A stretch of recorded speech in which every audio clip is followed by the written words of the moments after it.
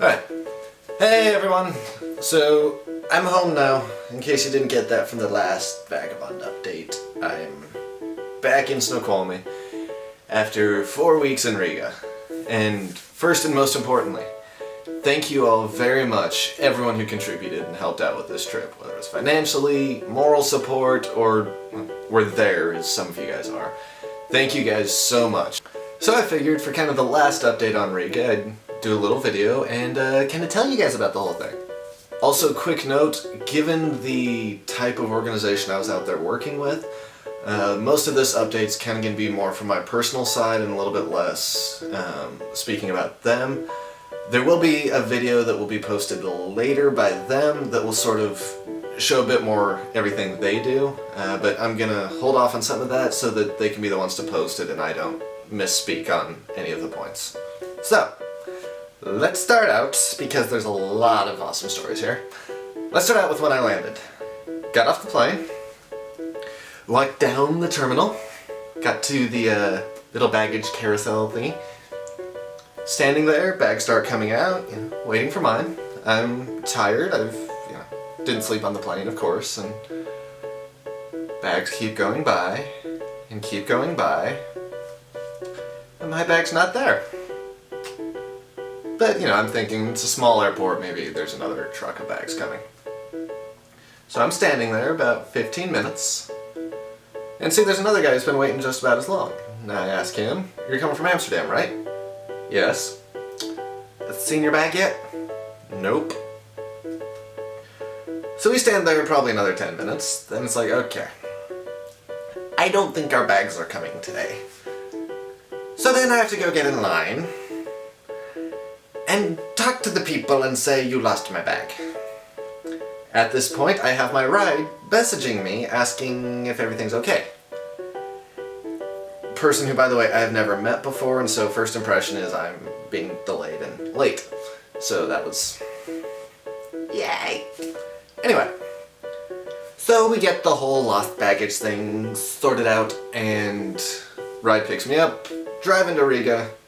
My ride took me to my flat. I'm feeling a little bit tired. I've been traveling about 12 hours in the air, coupled with a 10-hour time difference, and no sleep, so I'm just doing great. Thing I had not taken into account. We were having a party at my flat.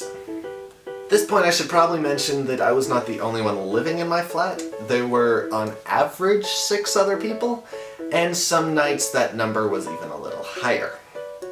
So, I get back to my flat and, I'm thinking sleep, bed, unconsciousness, amazing.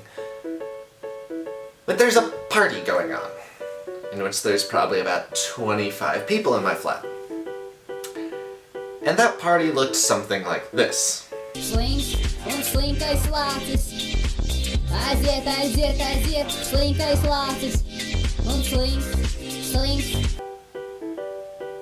Yeah.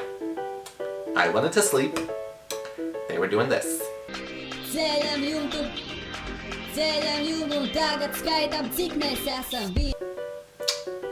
Till about midnight.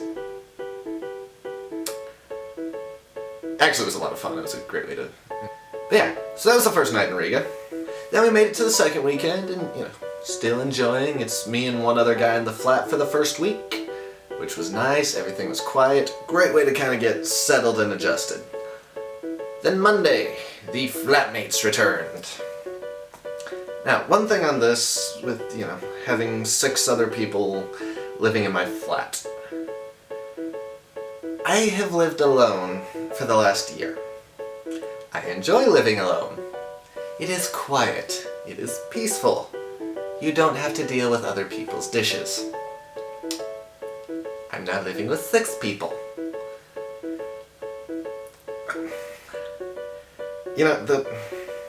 The best way to describe what this is like is going to be just watch this, and this will explain what an average evening was like in my flat.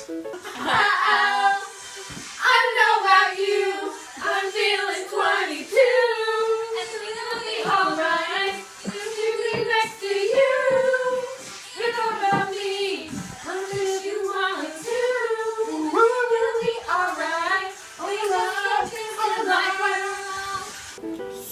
much singing. So much singing. To be fair though, I actually really did enjoy having those guys there. It was a lot of fun having them around, and even with all the singing, I had a blast. And that was definitely one of the highlights of the trip for me, was getting to know the Navigators team that was staying in my flat. Next little adventure I got to go on was a little trip to a small town out in the countryside called Valdemar-Pills. And that town was awesome. Valdemar-Pills is a tiny town of like 1,000 people. And the town's like 300 years old. So, beautiful town. Got to take some awesome pictures, which I'm sure I'm flashing over my face right now, so enjoy.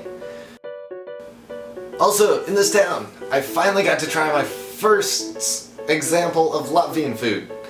Palmini, which I think I'm saying correct, but there is no guarantee. Yeah, it's pretty much Latvian tortellini. It is fantastic. A couple other things I got to do in Valdemar-Pills. There was this house, which the name of which I cannot remember. I've been told like 5 times, but yeah, I've had to remember so many names that some of them just kind of escape. Anyway, this house was built in the 1860s or so, and is abandoned. So I went exploring. Beautiful old house, so many rooms, so much fun. I'm sure more pictures are kind of flashing up right now. That pretty much wrapped up Valdemar-Pills. Went back to Riga for about half a week or so. Then got to go on another little trip to Liepaja, where another little YWAM ministry that has some ties to Freedom 61 was having a family camp. And I'd been asked to go out to make a little promotional video for that. That also was pretty cool. The camp was held at what used to be a Soviet hunting camp. The timing of this little trip to Liepaja was also really good for me because over the course of filming I ended up with a decent bit of kind of downtime out in the woods with no Wi-Fi, no connectivity, no running water. And it gave me a few minutes to kind of, as my trip was winding down, I only had less than a week left at this point, gave me some much needed time to sit down and kind of process through the trip and through some of the things that had started happening, and kind of start to get those settled a little bit. So that actually was a really fun couple days I got to spend out in the countryside. But we wrapped that up actually a little bit earlier than I thought I would, which was awesome because it meant I got to hop back on the bus to Riga. And the girls that were living in the flat were having a going away party, which I didn't think I was going to make it to, but I got to surprise them, and we had another party at the flat, which looked, once again, like this.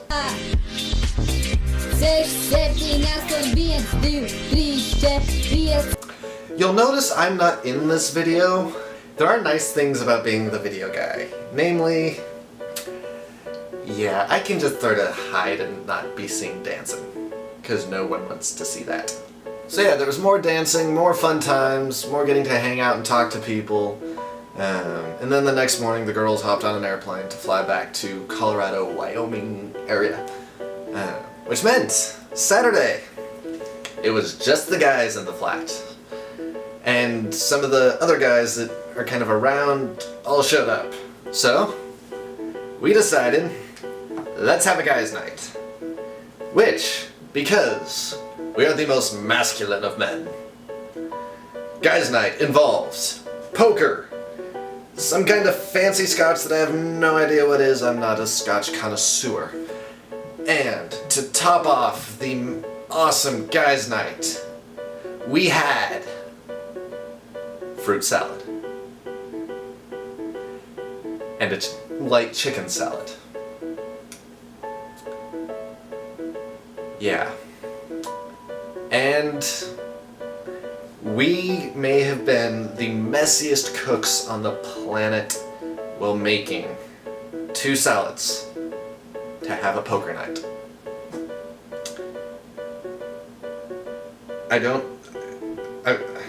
I really don't know where all the dishes came from. But This is definitely how it looked the morning after poker night. It just happened. So at this point I only had about 4 or 5 days left in Riga, and yeah, we should probably talk about the thing that, based off Facebook comments, a lot of you guys have been wanting some details about. So me and Rachel.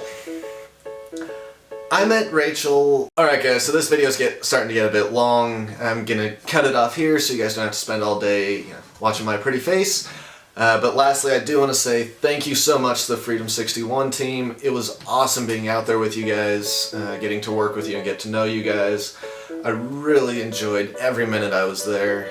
And also thank you so much to Patrick for hooking me up with the flat and including me with everything the Navigators team was doing. It really meant a lot to me, and look forward to hopefully seeing you guys again. So yeah, until my next little adventure, ciao!